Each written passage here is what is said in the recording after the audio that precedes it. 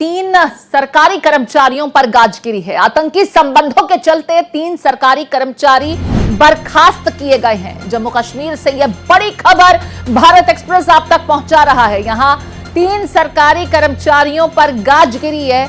आतंकी संबंधों के चलते इन सरकारी कर्मचारियों को बर्खास्त किया गया है। एलजी मनोज सिन्हा ने तीन सरकारी कर्मचारियों को बर्खास्त किया है।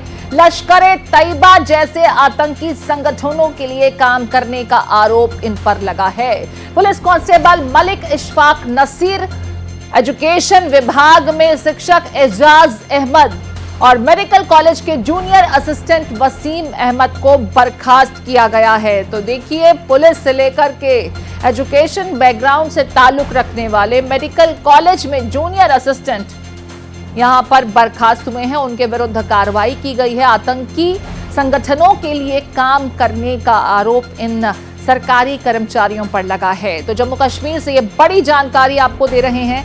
तीन सरकारी कर्मचारियों पर यहां गाजगिरी है। आतंकी संबंधों के चलते तीन सरकारी कर्मचारी बर्खास्त किए गए हैं। एलजी मनोज सिन्हा ने तीन सरकारी कर्मचारियों को लश्कर-ए-तैयबा जैसे आतंकी संगठनों के लिए काम करने के आरोप में बर्खास्त किया है।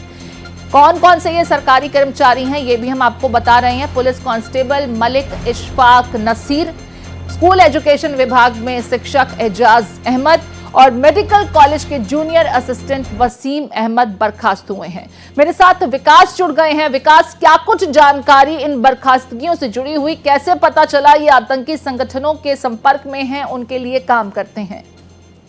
देखिए, काफी देर से सुरक्षा बलों की नजर थी इन पर और ये फिलहाल वैसे भी अभी जेल में ही है। और मलिक को 2007 में पुलिस कांस्टेबल के रूप में भर्ती किया गया था और 2018 में एक आतंकवादी मार गिराया गया था। और बताया जा रहा है कि उस लश्कर-ए-तैयबा के आतंकवादी के लिए हथियार, गोला बारूद, सारा सामान जो है मलिक जो है, जो पुलिस में था, मलिक इशफाक नसीर यही मुहैया कराता था। तो कहीं ना कहीं ये उड़न वॉकर की तरह काम करता था उनके लिए।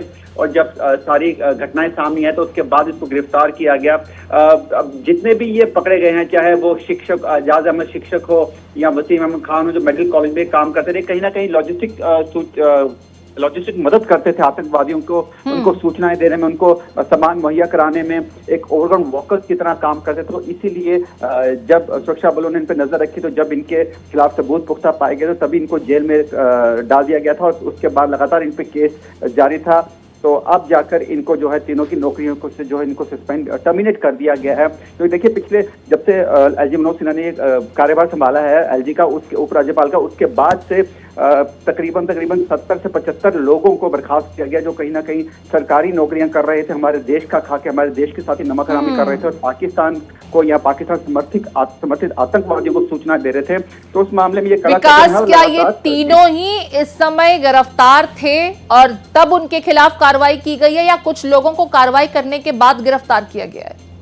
देखिए, जब इनके खिलाफ सबूत मिले तो उसके बाद उनको गिरफ्तार कर दिया गया था। फिलहाल तीनों काफी समय से जेल में ही हैं और अब इनकी टर्मिनेशन का जो ऑर्डर है वो निकाला गया है। देखिए, जब इनको गिरफ्तार किया गया था तब इनके खिलाफ केस लगाया था। जब जांच की गई, पूरी पुख्ता, उसमें उनके खिलाफ जब वो दोषी पाए गए उसके बाद ही किसी को टर्मिनेट किया जाता है। तो इसी कार्य के अंतर्गत अब जब ये दोषी पाए गए हैं कानूनी रूप से तो उसके बाद इनको टर्मिनेशन ऑर्डर निकाला गया है। शुक्रिया विकास तमाम जानकारियों के लिए।